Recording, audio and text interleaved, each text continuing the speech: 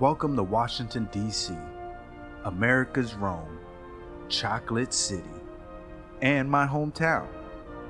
But like many born and raised here, I barely really get to explore the monuments and memorials. So we'll be on this journey together in a way.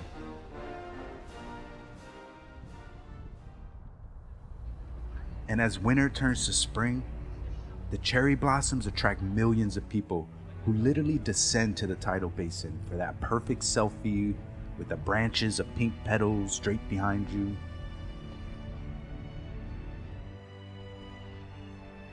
The monuments and memorials are tributes to the story of America. Like the Thomas Jefferson Memorial. Thomas Jefferson was considered an enlightened one from the hemp they used to smoke back then. But he went on to write the Declaration of Independence. And it's these symbols of democracy that are like beacons to the evolving nature of this new society that was for the people, by the people. The Washington Monument is a work in progress itself. It isn't even the original design, but at 555 feet tall, it's the largest freestanding stone structure in the world.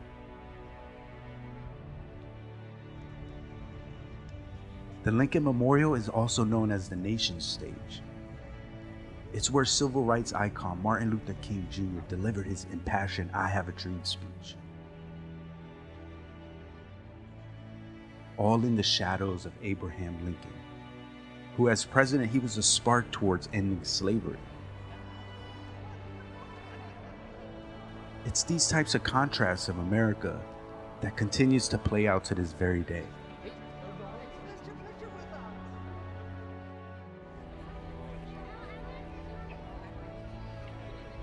That even a humble pastor from Alabama could change the course of history and stand up for ideals and values of what America is supposed to be. The African American Museum is a perfect example of that.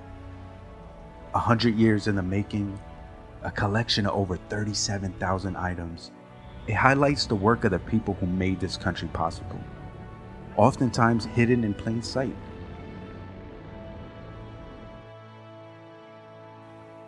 The National Mall is America's front lawn. It's hosted protests from the Vietnam War to the most recent Women's March. And lined along the mall are the Smithsonian Museums, which capture that cultural spirit within its walls.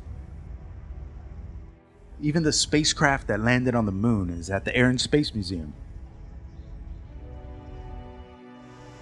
Unfortunately, war has played a part in the crafting of America's story.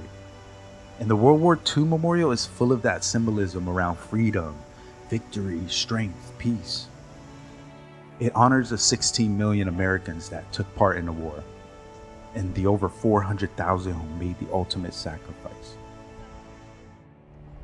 In contrast to the World War II Memorial that glorifies war, the Korean War Memorial portrays a more accurate depiction of war.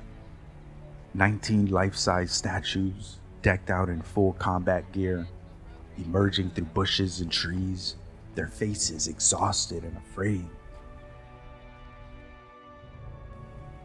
The Vietnam War Memorial was built to give closure to the longest and most controversial war in America's history.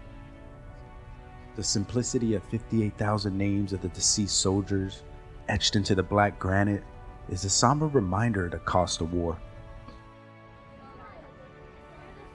Even the White House saw its share of war when the British burned it down to the ground during the War of 1812. The British also set flames to the Capitol, the center of DC, and a symbol of America herself. But miraculously, a rainstorm came in at the last minute and helped put it out. DC offers so much more to explore beyond just the monuments and the memorials. Every neighborhood holds its own story. Like Georgetown, it was founded 100 years before DC even was. In a way, DC is a work in progress like America herself. The Wharf is a perfect example of that. A new $2 billion waterfront neighborhood along the Potomac River with hotels, water view apartments, and restaurants. It's the latest place to hang out on the docks, check out a show. or grab some fresh crab from the nation's oldest open-air fish market. Then it's a short walk to the Jefferson Memorial, where you could just chill on the steps, eat some fresh seafood, and reflect on how cool DC is. And we only just scratched the surface.